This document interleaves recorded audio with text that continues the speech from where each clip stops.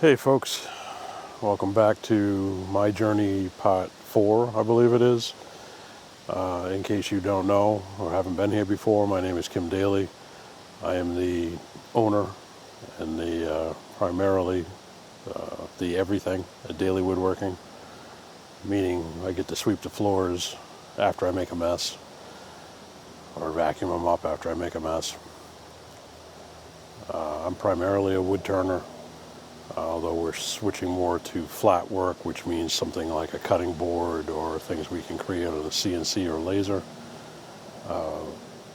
But this is primarily about my journey as a wood turner in business. So I started the business in 2001, started teaching myself how to turn in 2000, 2001, we started the business. And we're gonna, if you watch the previous ones, we're up to about 2010, 2011 right now. So 2011 was kind of a big year for us. We had a lot of wholesale work going on. I think at that point I was in 100 and something galleries around the country, galleries and gift shops. We were doing a lot of work for other people. If they had something special. I can't remember exactly when we did Herbie, the elm tree in Yarmouth, Maine. For those that don't know, Herbie was the largest elm tree and oldest elm tree in New England at the time, but he had to be taken down.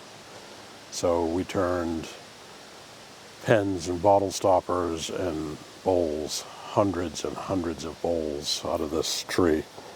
To give you an idea of Herbie's size, Herbie was about 8 feet in diameter, and to the first set of branches it was 32 feet. And so a lot of people got to work with some of the wood from Herbie, which was fantastic. It was a great way to keep Herbie alive and going. And he happened to be named by a young lady down in Yarmouth. So, anyways, 2011 was a big year for us. Like I said, over 100 galleries, gift shops carrying our products. I was making a lot of mills, a lot of bottle stopper, bottle openers, a lot of pens, bowls, whatever those people needed, I was making it. And making it as fast as I possibly could. I learned to become very quick on the lathe, all the while trying to make sure that I was not doing something stupid so I hurt myself. Because as an artisan, there's no safety net.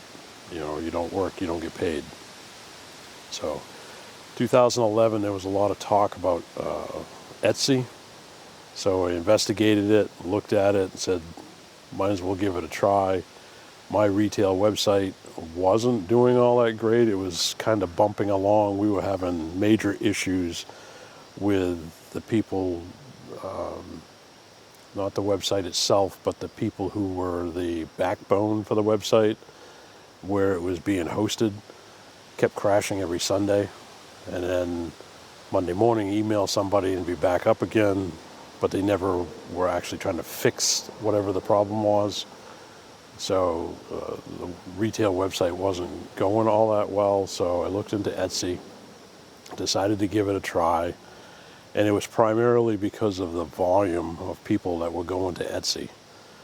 I think at the time it was something like 20 or 25 million people per day were searching on Etsy, and I don't care who you are, unless you're Nike or some of the bigger brands, you aren't going to get that kind of traffic.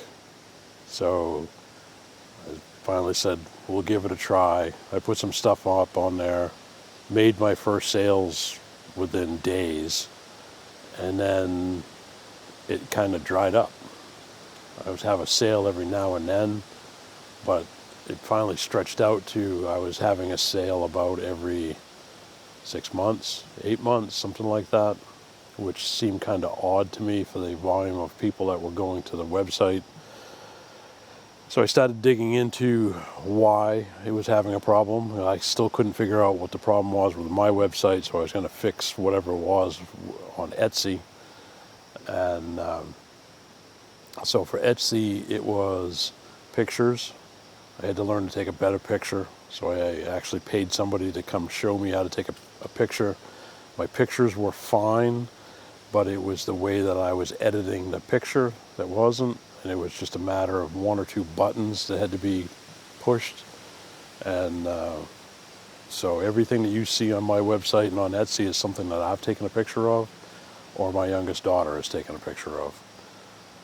And she understands all of that stuff way better than I do. But I got to the point where I could take a picture, make it look the way that it was supposed to look, on a white background, and get it up on Etsy. So that was part of it. And then you got to put in descriptor words, and I think you have 15 that you can put in, keywords. So I got better at figuring all of that out and I primarily focused on 3 pepper mills.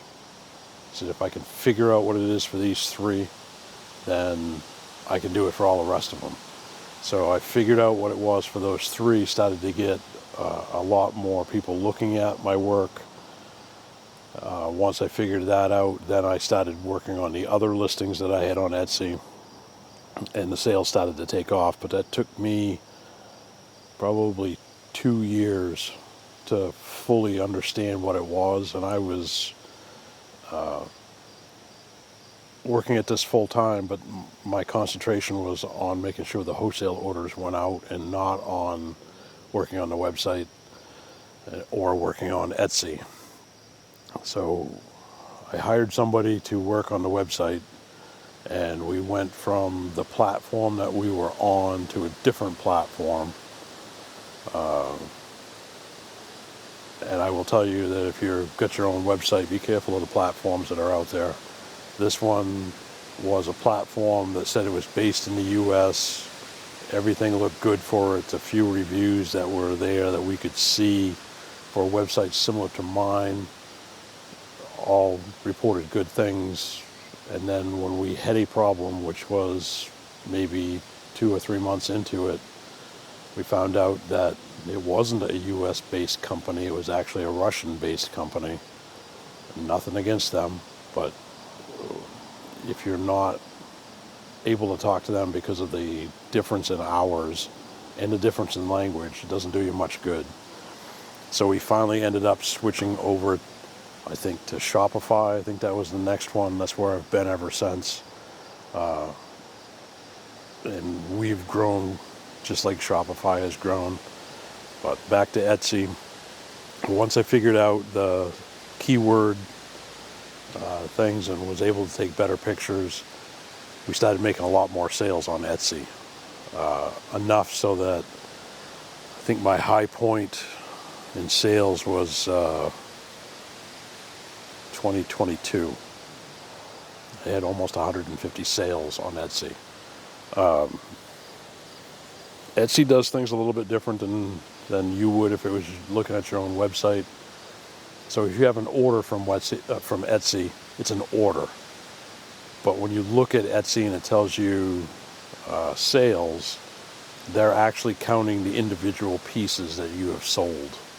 So let's say you've got 1,000 sales on Etsy, but you might only have 750 orders because of multiple things being ordered at the same time. So that's, if you're going to get into Etsy, something to keep in mind. It doesn't affect anything. It just skews the numbers a little bit. But Etsy is their thing. You're renting space on there. You don't have to pay anything for your space. You have to pay 20 cents for each listing. I guess you can pay for space, but it's not, if you open up an Etsy store, you can do it for 20 cents a listing. And then you're paying bank service charges, and you're paying for Yeah, wow. Senior moment here, folks. But you're paying for your bank service charges and you're paying a service fee for them to, a transaction fee, I think they call it, for them to service your store. So all of that adds up to somewhere between 10 and 15%. Sometimes it gets upwards of 20% if it's a sale that comes off from an ad. Not an ad that you placed, but an ad that Etsy placed. And that's one of the things that bothers people a lot about Etsy is they tell you that it came from there, but there's no way for you to know that it actually came from an ad that Etsy had placed. And the ads are not the ads like you see during the Super Bowl. These are ads like they're paying for a Google AdWords ad, or maybe it's something on Bing or one of the other search engines. It's that type of ad. I don't have a problem paying that fee. It gets a little ridiculous when it's overseas and you've got to pay an additional fee on top of the shipping, which is going to be somewhere around $20 or $25 minimum from my products, which are a little bit heavier. And in some cases, it can be up in the 40s for the shipping, and you're paying, I think it's 3.5%, something like that, for the shipping fee. So you got to keep that in mind when you're setting up your item for sale. You can add money into the shipping cost if the customer is paying it, and you can add, especially for overseas. Etsy really pushes hard for everybody to offer the $35 and over shipping free. I don't know that you get penalized for not doing it, but I think you get better placement if you do.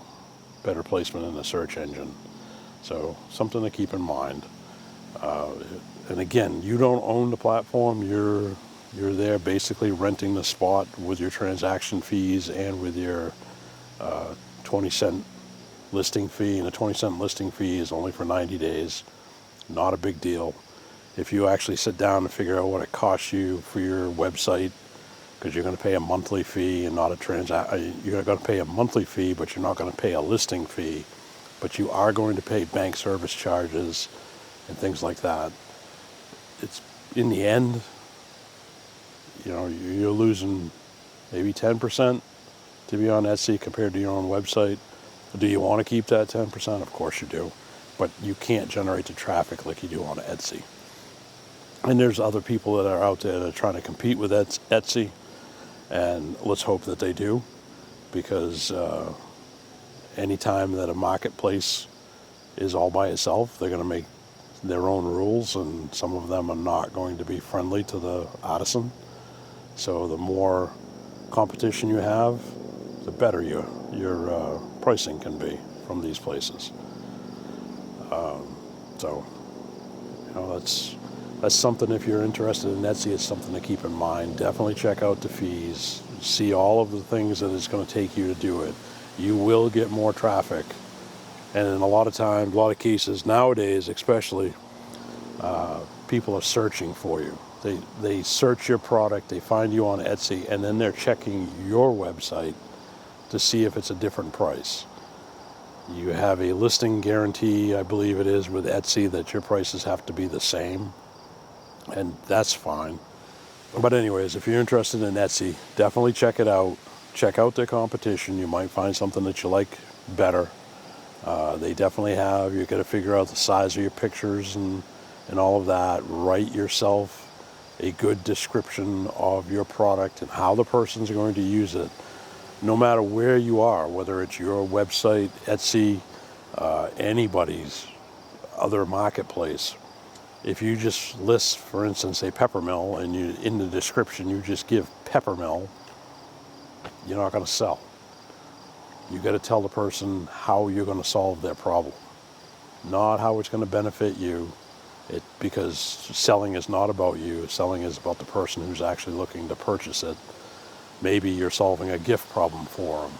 Maybe the person's a chef and they've had all kinds of problems with their other pepper mills, and you're going to solve that problem with yours, but you got to tell them how. And so there's another sales technique for you. Figure out, not from your point of view, but figure out from the customer's point of view what they're looking for. You'll sell more. Most of us don't like to talk about ourselves, so this is a way to talk about what it will do for the customer. And again, your sales will skyrocket. So write good descriptions.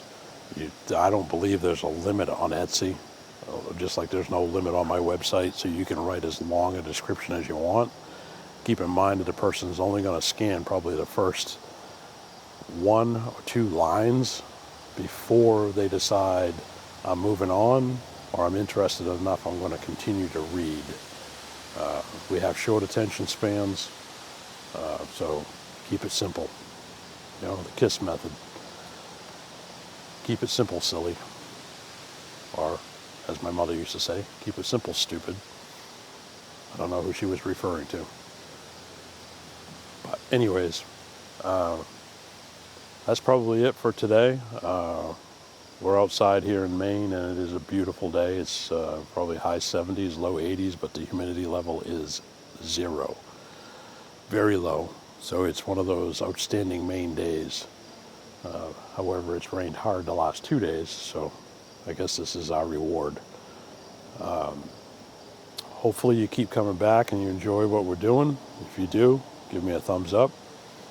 If you slept through this whole thing, give me a thumbs up, because, you know, I put you to sleep and you get some quality nap time.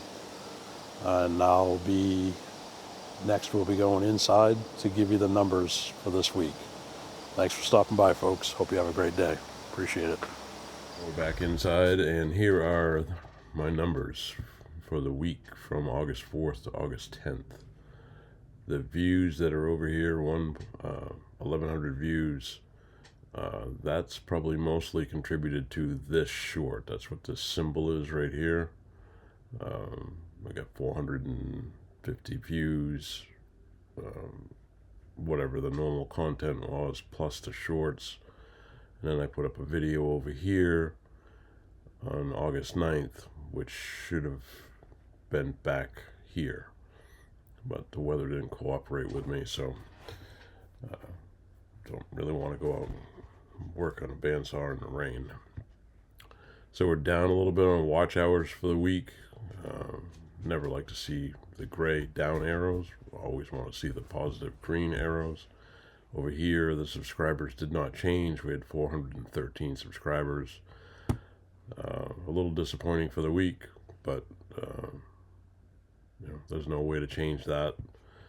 And like everything to do with life, there's ups and there's downs, and this seems to be, I'm not going to say it's down, it's just flat. So appreciate everybody tuning in, and hopefully what we're doing and help somebody a little bit. If you do like what we're doing, please, you know, hit the thumbs up, give us a subscribe, or as they say, smash the subscribe button, and share it with your friends if you think somebody's interested in it. So thank you for stopping by. Have yourselves a great day.